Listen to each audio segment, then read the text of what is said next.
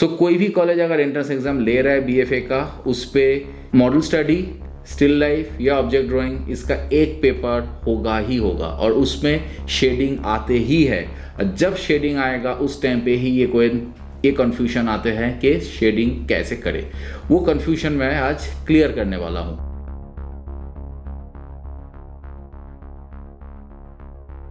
Hello students, BFA में exactly किस तरह से शेडिंग करना चाहिए, ये ऐसा एक क्वेश्चन है जो मुझे हर बार हर जगह से सुनने को मिला है। मेरे वीडियो के नीचे कमेंट बॉक्स में हो या जब मैं लाइव स्ट्रीम करता हूँ उस टाइम पे हो, लोगों ने ये काफी बार पूछा है। देन मैंने सर्च किया और मुझे समझ में आया कि यूट्यूब पे इसको लेके काफी कंफ्यूजन्स है। काफी लोगों ने डिफरेंट तरीके से शेडिंग बोला है, डिफरेंट तरीके से सिखाया गया है। तो जो बच्चा बिल्कुल नया है, जो एक बीएफए के एग्जाम के लिए बैठना चाह रहा है, जो सीखने की कोशिश कर रहा है, जिसको कोई प्रायर नॉलेज नहीं है या कोई गाइड सामने नहीं है, उसके लिए ये बात जो है काफ़ी मुश्किलें क्रिएट कर सकता है कि इतना कॉन्ट्राडिक्शन है और इतने डिफरेंट तरीके से लोगों ने बोला है कि इस तरह से शेडिंग करो बीएफए के एग्जाम में। मैंने सोचा कि एक प्रेजेंटेशन होना चाहिए, एक वीडियो होना चाहिए जो ये पूरे जो कंफ्यूजन है उसको क्लियर करे, एक क्लैरिटी लेके आए कि what the best way to do shading at the time of BFA entrance exam. अब बीएफए एंट्रेंस एग्जाम पे जो शेडिंग की बारी आती है वो 3 तरीके से आ सकता है। एक ऑब्जेक्ट ड्राइंग के टाइम पे, दूसरा स्टिल लाइफ के टाइम पे और तीसरा फिगर ड्राइंग के टाइम पे, फिगर स्टडी या मॉडल स्टडी जो भी कॉलेज देते हैं। क्योंकि ऑब्जेक्ट ड्राइंग, फिगर स्टडी या जो स्टिल लाइफ है, इसमें से एक आता ही है मोस्टली जितने बीएफए कॉलेजेस है पैन इंडिया। सो देखते रहना पूरा वीडियो। बट उसके पहले एक बहुत इंपॉर्टेंट चीज़ें है जो जनरली आप लोग जब यूट्यूब में जाते हो, किसी का काम देखते हो, ये चीज़ नहीं पूछते हो कि उनकी क्रेडिबिलिटी क्या है। जब हम लोग कोई अपना काम दिखा रहा है, पेंटिंग दिखा रहा है, कुछ भी एक्सपेरिमेंटल वर्क दिखा रहा है, it is fine, everybody can see it, everybody can do it, is fine. But जब हम लोग स्पेसिफिक टीचिंग के बारे में आ रहा है, कोई चीज़ सिखा रहे हैं, किसी को एग्जाम के लिए प्रिपेयर कर रहे हैं, that time it is very important to understand who is that teacher, उनका बैकग्राउंड क्या है, क्वालिफिकेशन क्या है, वो क्या टीच करने के लिए लायक है। ये बहुत ज़रूरी है इस तरह के ओपन सोशल मीडिया में, जहाँ पे आप लोग कुछ भी चीज़ कहीं से भी सीख सकते हो, आपको एक आइडिया बन जाएगा, आप करने पहुँच जाओगे। बट ये करियर का मामला है, लाइफ का मामला है, बहुत मुश्किल आगे आ सकता है एंड काफ़ी जगह पे आपको डिसअपॉइंटमेंट मिल सकता है। तो ये चीज़ समझ के करना कि आप किससे सीख रहे हो। ये पहले भी मैं बोलने की कोशिश किया था मेरे लाइव में और अदर्स वीडियो में। इस बार मैं बहुत सीधा बता रहा हूँ। मैं ये नहीं बोल रहा हूँ कि ओवर द यूट्यूब मैं अकेला ही टीचर हूँ जो कहीं से सीखा है या किसी कॉलेज पास आउट है। बहुत सारे लोग हैं, बट बहुत सारे लोग नहीं भी है। सो ये जो एक बात है, इसको बहुत ज़रूरी है चेक करना कि किसको आप फॉलो कर रहे हो। अब मैं मेन टॉपिक में जाता हूँ, उसके पहले मैं थोड़ा सा अपने बारे में बोल देता हूँ क्योंकि मैंने ये चीज़ छेड़ा है। मैं कलकत्ता गवर्नमेंट आर्ट कॉलेज का स्टूडेंट हूँ। मैं 2000-2001 बैच से पास आउट हूँ और मेरा जो स्पेशलाइजेशन था वो वेस्टर्न स्टाइल पेंटिंग था। एज बिकॉज मेरे स्पेशलाइजेशन वेस्टर्न स्टाइल पेंटिंग है, तो ये सारे shading, different techniques of painting, mediums and all, ये मेरे पूरे कोर्स में था। हम लोगों को 2 साल जो था फाउंडेशन होता था एंड जो 3 साल था वो स्पेशलाइजेशन होता था। हम लोग के टाइम पे एक्चुअली कॉलेज 5 साल का था। अभी ये कम होके 4 साल का हो चुका है, बट मैं one of those lucky students हूँ जिनको 5 साल मिला है ये गवर्नमेंट आर्ट कॉलेज में बिताने के लिए और सीखने के लिए। सो जो भी चीज़ मैंने आर्ट कॉलेज में सीखा है एंड उसके बाद ये जो 20 साल का पूरा जर्नी है मेरा, इसमें जो भी काम मैंने किया है, आप गूगल पे जाके मेरे नाम पे सर्च भी कर सकते हो। जो भी चीज़ मैंने यहाँ पे सीखा है, समझा है, जाना है, उसी को मैं आपके साथ शेयर कर रहा हूँ। आपको एक चीज़ मैं बताना चाहूँगा कि मैं फर्स्ट अटेम्प्ट पे ही गवर्नमेंट आर्ट कॉलेज क्रैक किया था।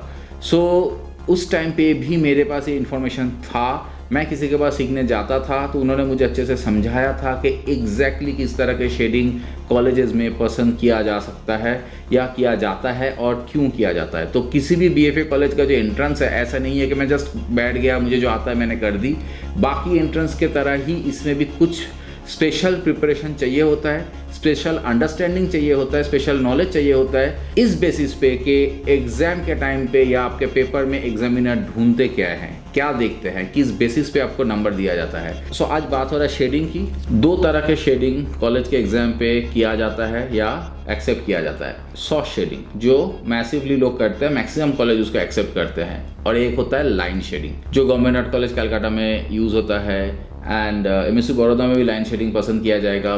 बट इसके अलावा भी एक तीसरी पार्ट है, वो है मिक्स्ड ऑफ लाइन एंड शॉस। अब बात ये होता है कि जो मिक्स्ड वाला पार्ट है वो तभी करोगे जब आपको दोनों चीज अच्छे से आता है। और एक चीज मैंने बहुत देखा है, जैसे 45 डिग्री शेडिंग। ये 45 डिग्री शेडिंग की जो बात मैं बोल रहा हूँ, इसलिए बोल रहा हूँ कि मेरे पास इतने मैसेजेस आ रहे हैं, इतने लोग 45 डिग्री शेडिंग टाइप्स काम कर रहे हैं, वो गलत है। क्यों गलत है, I will prove in this video. और एक तरह का है क्रॉस हैचिंग। देखने में अच्छा लगता है वो काम, बट एग्जाम पर्पस में गलत है। सो मैं यहाँ पे ये नहीं बोल रहा हूँ कि कोई भी स्टाइल 100% गलत है, कोई भी स्टाइल एकदम नहीं करना, वो सब नहीं बोल रहा हूँ। बट मैं सिर्फ ये बोल रहा हूँ कौन सा चीज कॉलेज के एग्जाम के लिए गलत है। शुरुआती जो पार्ट है मैं थोड़ा सा 6B से दिखा रहा हूँ, बिकॉज 2B बहुत हल्का होता है, आप लोगों को दिखेगा नहीं, और ये काम मैं पेन से भी नहीं दिखा सकता हूँ। तो लाइन शेडिंग है कि जब मैं कोई भी शेडिंग कर रहा हूं और उसमें इस तरह के लाइन यूज कर रहा हूं। आप लोग बोलोगे इसमें भी एक डिग्री है, कुछ भी डिग्री में हो रहा है। 45 डिग्री मतलब जनरली लोग ऐसे करके एक लाइन देते हैं, मैं ऐसे करके शुरू भी कर सकता हूं, तो मैं इस तरह से भी लाइन दे सकता हूं। बट लाइन शेडिंग जब होता है तो सबसे बड़ी बात है यहाँ पे, एक तो लाइन का एक पूरा रिदम चलता है, और लाइन एक तरह से नहीं होता है। हम लोग 2-3 तरीके से लाइन को रोटेट करते हैं। That is how we create the tone. कभी भी पूरे में एक लाइन ऐसे करके नहीं दिखता है, उसी को ही हम लोग घिस घिस के डार्क नहीं करते हैं। बेसिकली क्लॉक वाइज, क्लॉक में कोई डिग्री की बात नहीं है। मैं जो चीज़ नहीं करूँगा उसमें वो बोल देता हूँ। मैं ऐसे करके शेडिंग नहीं दूंगा ऐसे करके शेडिंग, मैं ऐसे करके शेडिंग नहीं दूंगा, ये बिल्कुल नहीं करूँगा। मैं इसके अलावा कहीं भी तरीके से शेडिंग शुरू कर सकता हूँ ऐसे, फिर उसको हम लोग रोटेट करेंगे। जब हम लोग इसको रोटेट करेंगे तब आपको एक चीज़ दिखेगा कि मेरा यहाँ पे सारे टोन्स दिख रहे हैं। नॉट ओनली दैट, ये जो डार्क एरिया है, डार्क एरिया के अंदर भी जो बिल्कुल वाइट डॉट्स दिख रहे हैं डार्क एरिया के अंदर भी। सो हम लोग उसको एक टोनल वेरिएशन के तरह दिखाते हैं कि first tone, second tone, third tone, step by step चीज़ें जा रहा है। सो ये यहाँ की जो मेन कैच है जो लाइन शेडिंग का, वो होता है। सो किसी भी जगह बहुत ज़्यादा घिस नहीं जाता है अनटिल अनलेस वो बिल्कुल डार्क हो। वही मैं बोल रहा था, जो बिल्कुल डार्क एरिया तो हम लोग कभी ज़रूरत के हिसाब से स्पीड बढ़ाने के लिए घिस देते हैं, सॉफ्ट शेडिंग कर लेते हैं, but generally the whole process should be like this. Okay, this is the line shading thing. अब क्यों 45 डिग्री वाला जो शेडिंग है इसमें, और क्रॉस हैचिंग जो है इस तरह का, या जो मैं बोल रहा हूं कि ये इस तरह का शेडिंग, ये सारी चीज़ें क्यों नहीं दिया जाता है? क्योंकि हम लोग जब कोई ऑब्जेक्ट देखते हैं, उस ऑब्जेक्ट की जो डायमेंशन है उसको फॉलो करते हैं शेडिंग के टाइम पे। अब अगर हम लोग सीधा ऐसे करके लाइन देते रहते हैं ना, तो पूरा लाइन कवर नहीं होता है और उस पर बहुत ब्रेक्स आते हैं। और सीधा लाइन होने के चक्कर में जितने बार आप इसको करते जाओगे, ये ब्रेक एक लाइन के तरह यहाँ पे क्रिएट होता जाएगा। मैं थोड़ा सा एरिया में ये गलती दिखा रहा हूँ। मान लो मैंने ऐसे करके लाइन दे दी, उसके बाद मैं फिर से ऐसे करके लाइन करना शुरू किया। सो दिस काइंड ऑफ एक एरिया क्रिएट होता है जो बहुत पैच क्रिएट कर देता है। जब मैं इसको ऐसे घुमा के कर रहा हूँ और मैं इसको मल्टीपली घुमा दे रहा हूँ और पूरा कंट्रोल के साथ शेडिंग कर रहा हूँ, मेरा वो पैच क्रिएट नहीं हो रहा है। This is one reason. Same reason अगर मैं इसको किसी एक एंगल पे कंटिन्यूअसली करते जाऊं तो भी ये पैच क्रिएट होता है। सो जो प्रोसेस है इसको क्लॉकवाइज घुमाने का, वो इसलिए है कि मेरा वो पैचेस जो है वो क्रिएट ना हो। इसको याद रखना, क्योंकि पैचेस क्रिएट होना कोई अच्छी बात नहीं है, बिकॉज हम लोग किसी भी एक सब्जेक्ट को शेड कर रहे हैं उसके तरह करना है। अगर सब्जेक्ट के अंदर पैचेस ना हो तो हम लोगों के काम पे भी पैचेस नहीं आना चाहिए। So this is clear. Now second thing, 45 degree angle से या इस तरह से शेडिंग में क्या प्रॉब्लम होता है, क्रॉस हैचिंग में क्या प्रॉब्लम होता है। एक चीज, मैं एक राउंड चीज बनाया और उसको मॉड्यूलेशन के हिसाब से, ये मैंने शायद पहले भी दिखाया, फिर भी इसमें पूरा क्लियर करने के लिए कर रहा हूँ। मैं इसको मॉड्यूलेशन के हिसाब से अगर मैं स्ट्रोक को अपना चेंज करो एंगल। हम लोगों ने बोला है कि सीधा सीधा स्ट्रोक नहीं होगा, तो इसकी अगर एंगल मैं चेंज करता रहूं इस पे, so we can see a volume. बहुत बेसिक तरीके से एक वॉल्यूम दिख रहा है। सेम ऑब्जेक्ट मान लो मैं सीधा ऐसे करके शेडिंग कर रहा हूं, ऐसे करके शेडिंग कर रहा हूं, it will lose the volume. मैं थोड़ा थोड़ा पार्ट कर ली, जैसे उधर किया था मैंने, वो भी मैं थोड़ा थोड़ा पार्ट कर ली, still it will lose the volume. इसके वॉल्यूम नहीं आते हैं, आना बहुत मुश्किल है और आते ही नहीं, ये तरीका ही नहीं है। वो बहुत हायर एक्सप्लेनेशन हो जाएगा, क्यों, किस लिए, क्या करना चाहिए, वो फिर आप मेरे क्लास ज्वाइन करो, उसमें मैं एक्सप्लेन करूँगा धीरे धीरे इन सब को लेके। नाउ अगर मैं 45 डिग्री करता हूँ, ठीक है, अगेन मैं 45 डिग्री में ऐसे शेडिंग दे रहा हूँ,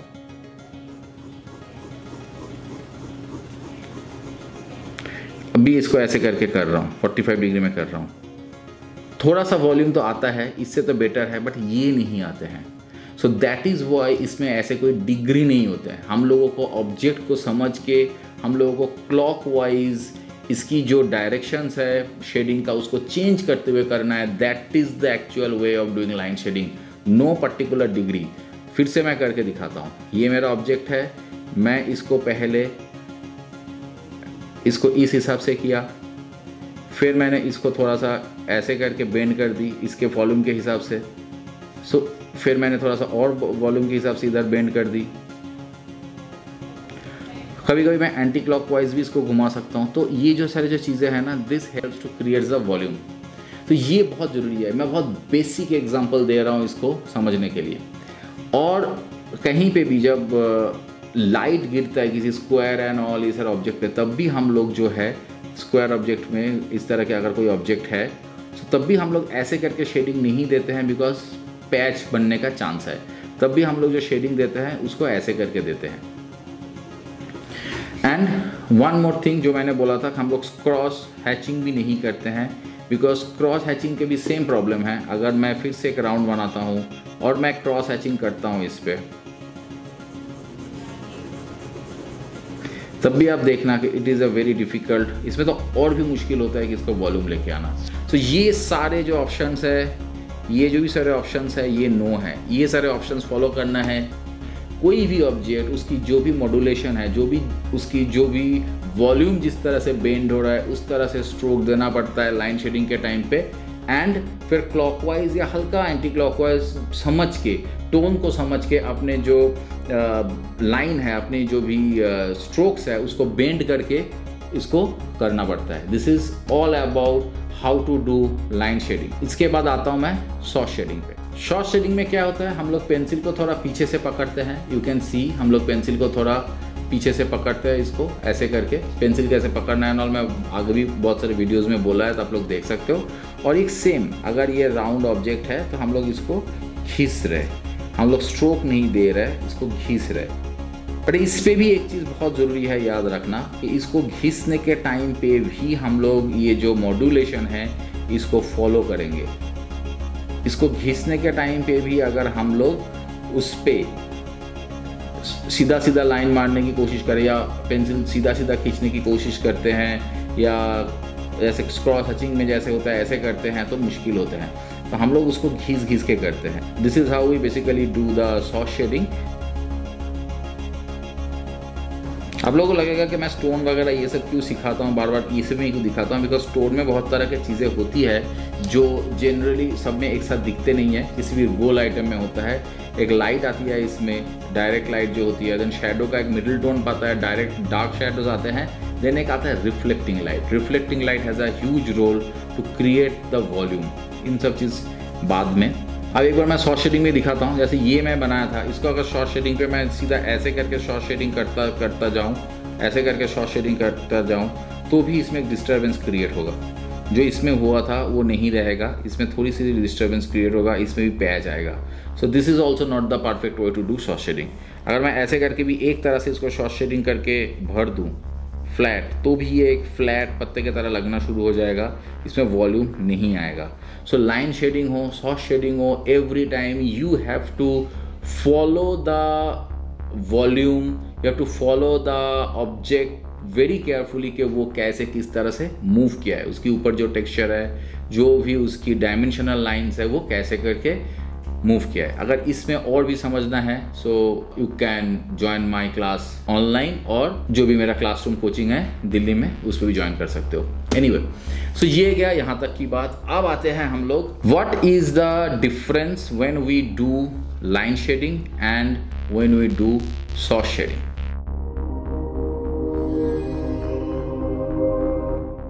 तो पहले एक बार हम लोगों को इस सब्जेक्ट को अच्छे से समझ लेना चाहिए। ये जो ऑनियन है, मैं इस तरह का सब्जेक्ट बार बार चूज़ इसलिए करता हूँ क्योंकि ये सबके घर में होता है मोरलेस, अगर हार्डकोर वेजिटेरियन ना हो तो अगर मेरा काम देख रहे हो तो इमीडिएटली अगर आपको प्रैक्टिस करना है, आपको इधर उधर भागना नहीं पड़ेगा कि ये कहाँ से कलेक्ट करूँ, कैसे करूँ।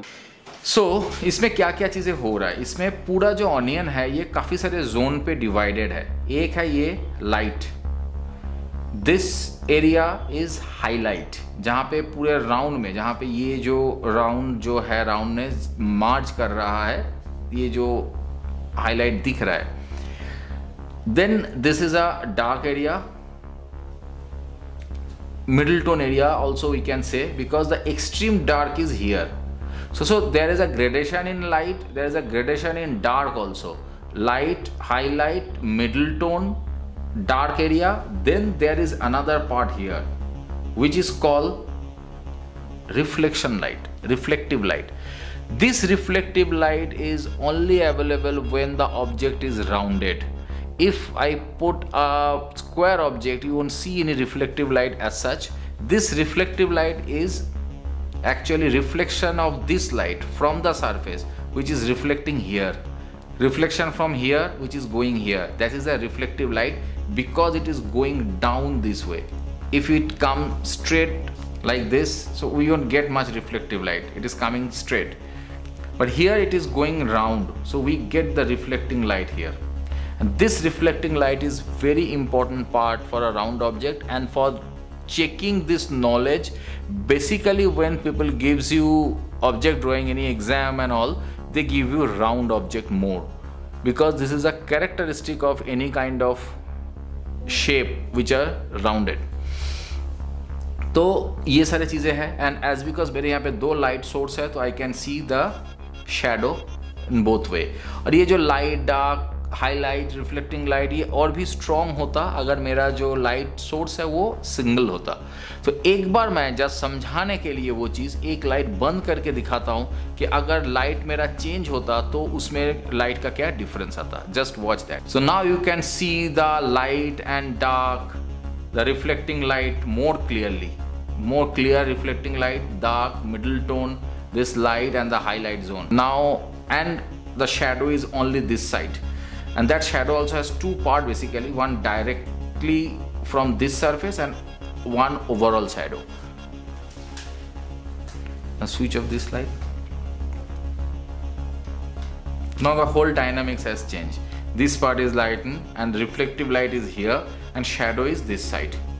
And there is also two shadows basically because of the round object. Generally round object gets multiple shadows because shadow from this area, shadow from whole, it's like that. So this is all about how you should see and understand one object when you want to do the shading. No matter it is line shading or soft shading or mixed of both. But this is the observation you need to develop when you are actually not doing also. You are watching, seeing something, just notice that light, reflective light, highlight, middle tones, shadows, multiple shadows, all these things you should notice how they are created actually and कैसे इसमें पूरा atmosphere बन रहा है. So अब हम लोगों को इसको शेडिंग करना है. शेडिंग के टाइम पे मैंने बोल दिया है कि किस तरह से लाइट और इसकी जो भी हाइलाइट्स है and middle tone, dark tone करना है. इसमें जो चीज़ इंपॉर्टेंट है, अब ये मैं सिंगल ऑब्जेक्ट कर रहा हूँ तो इस सिंगल ऑब्जेक्ट के लिए मैं एकदम हाईलाइट पार्ट को पेपर वाइट छोड़ सकता हूँ. बट अगर मल्टीपल ऑब्जेक्ट है उस टाइम पे एक बार अच्छे से नोटिस करो, आंखें ऐसे करके हाफ क्लोज करके हम लोग चेक करते हैं. मुझे पता है मैं बहुत गंदा दिख रहा हूँ, बट ऐसे करके एकदम हाफ क्लोज करके हम लोग चेक करते हैं. फिर से बताता हूँ, एक आंख बंद, एक आंख एकदम छोटा करके. इससे क्या होता है कि किसी भी ऑब्जेक्ट का जो टोन है वो दिखता है.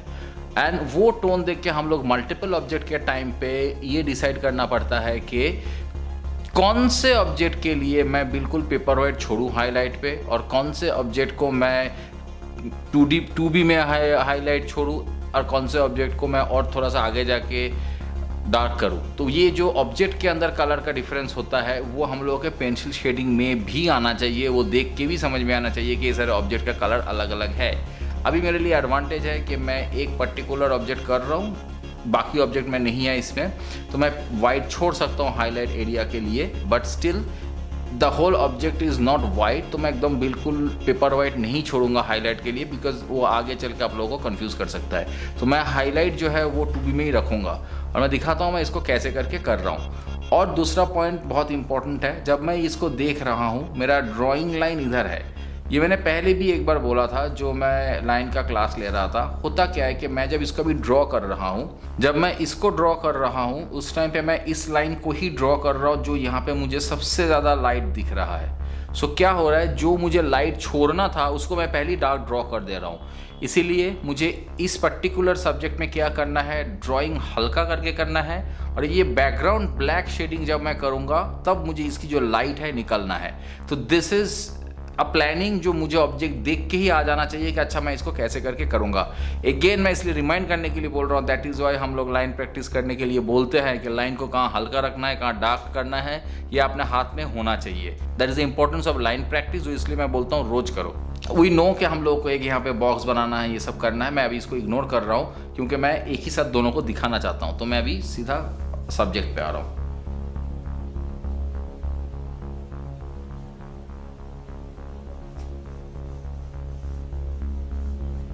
मुझे पहले इसका एक हल्का ड्राइंग कर लेना है, स्केचिंग की तरह ये कैसे है। फिर मैंने इस जो डायरेक्शन है इसको ड्रॉ कर लिया है कि ये मेरे को ऐसे करके दिख रहा है, और यहाँ पे डार्क सबसे ज़्यादा है, और इसके नीचे ये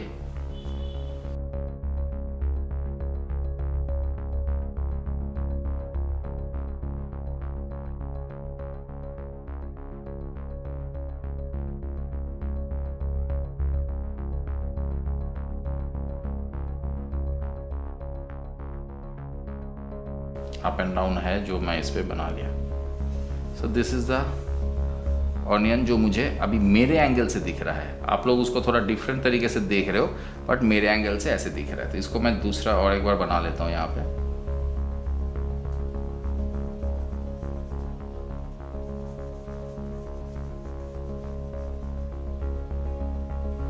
इसी के एक पर्टिकुलर टाइम पे मैंने बोला था कि स्केचिंग की बहुत रोल होता है कि हम लोग इसको स्केचिंग कर लेते हैं एक बार हल्का करके, समझने के लिए कि जो हम लोग ड्रॉ कर रहे हैं उसको प्रॉपरली ड्रॉ कर रहे हैं कि नहीं।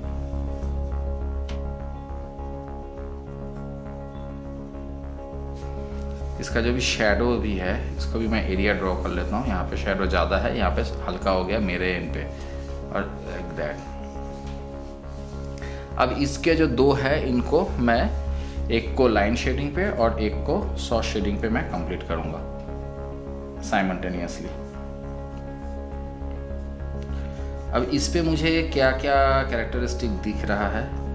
अच्छा, अब मैं एक चीज़ बता रहा हूँ कि एज बिकॉज ड्राइंग मैंने उसके वॉल्यूम पे हिसाब से किया है, तो मैं बहुत ज़्यादा बॉदर्ड नहीं हूँ इसको इरेज करने के लिए, बिकॉज शेडिंग भी मुझे उसके वॉल्यूम के हिसाब से ही देना है।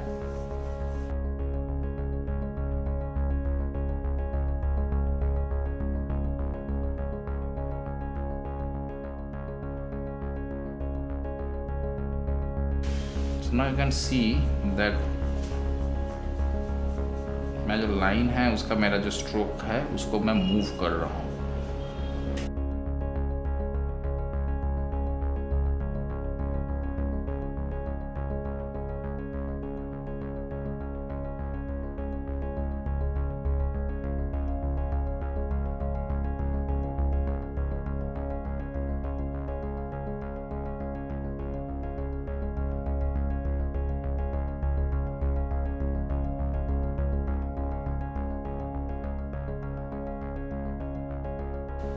तो जो मेन थिंग मैं दिखाना चाह रहा था कि मेरे स्ट्रोक के डायरेक्शंस बार बार बदल रहा है, एक पर्टिकुलर रिदम पे बदल रहा है, तभी मैं बोला था कि ये एक कोई पर्टिकुलर चीज़ नहीं होता है कि मुझे इसी पर्टिकुलर एंगल पे ही स्ट्रोक देना है। मैंने काफ़ी बार पर्टिकुलर बोला है, बट ये पर्टिकुलरली याद रखना।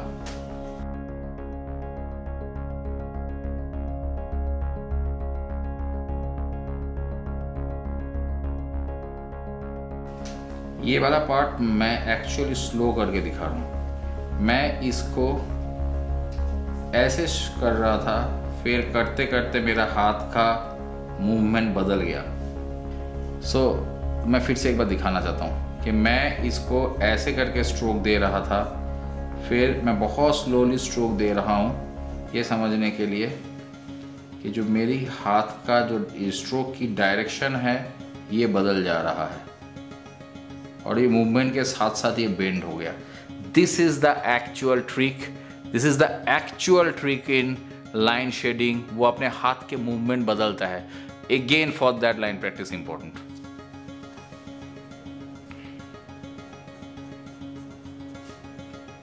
नहीं तो आपके हाथ के में पेंसिल में वो कंट्रोल नहीं आएगा मैं कब उसकी जो डायरेक्शन है उसको चेंज करूं।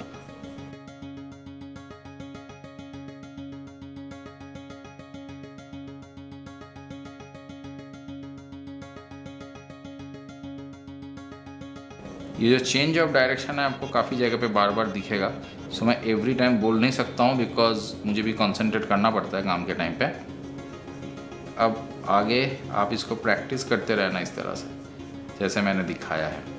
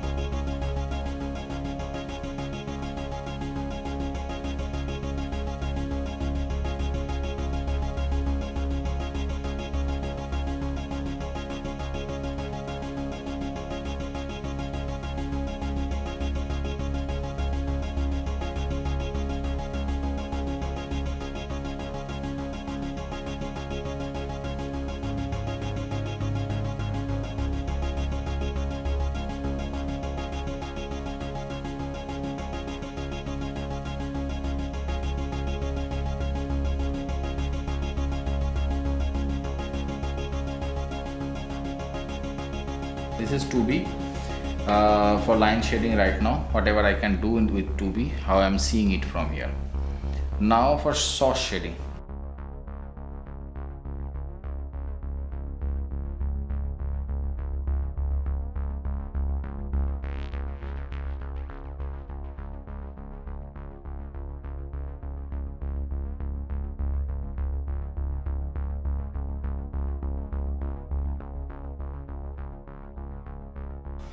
You can see that I am again maintaining the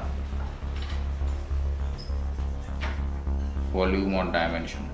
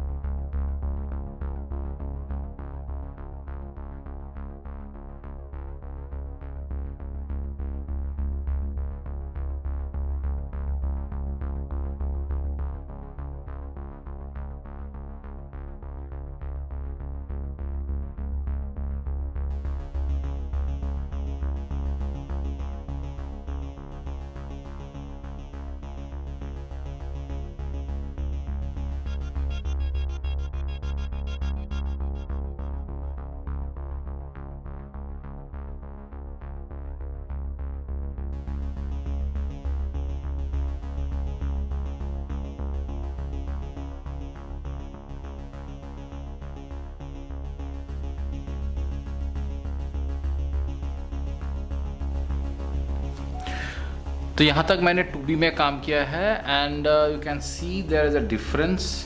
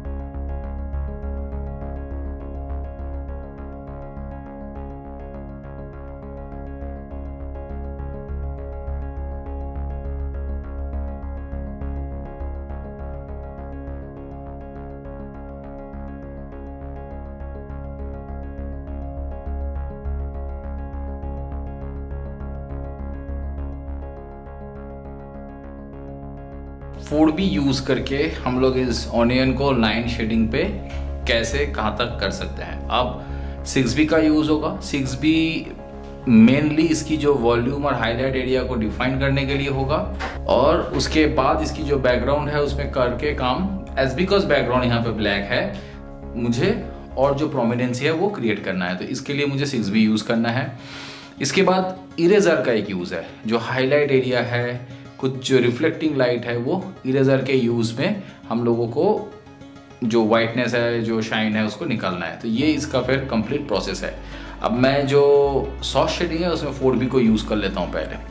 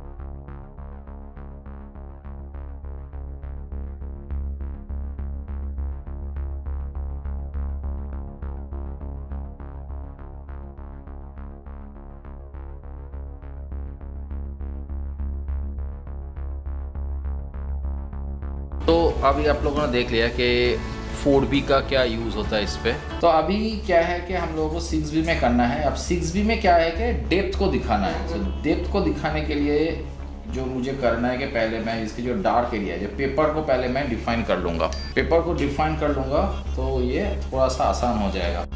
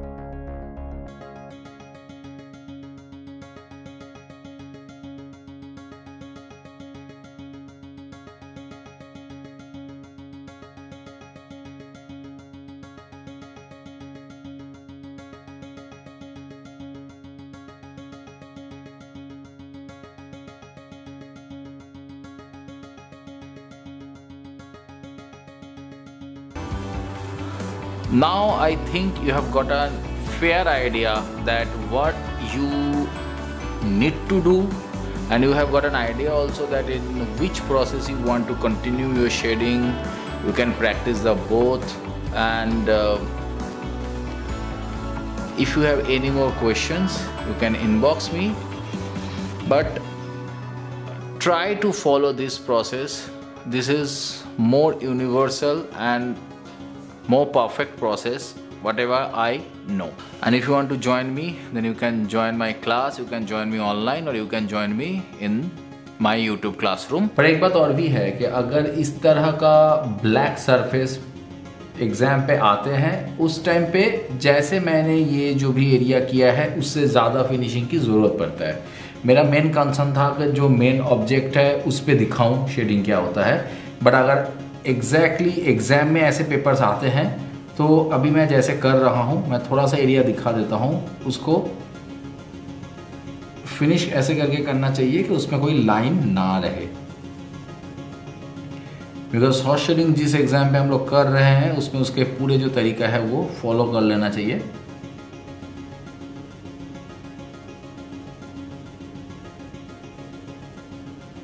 because मैं मानता हूँ कि एग्जाम के टाइम पे ज़्यादा एक्सपेरिमेंट करने की ज़रूरत नहीं है।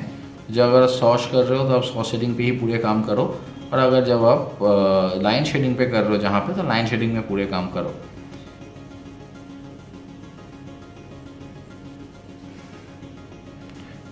तो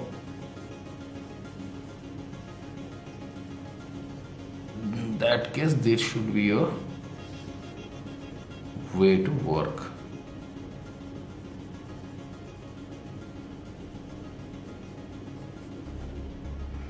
एंड इस पे भी जो है आपको अगर ज़्यादा थोड़ा सा स्ट्रोक ज़्यादा चाहिए, डेप्थ, तो you can put little bit more depth in this.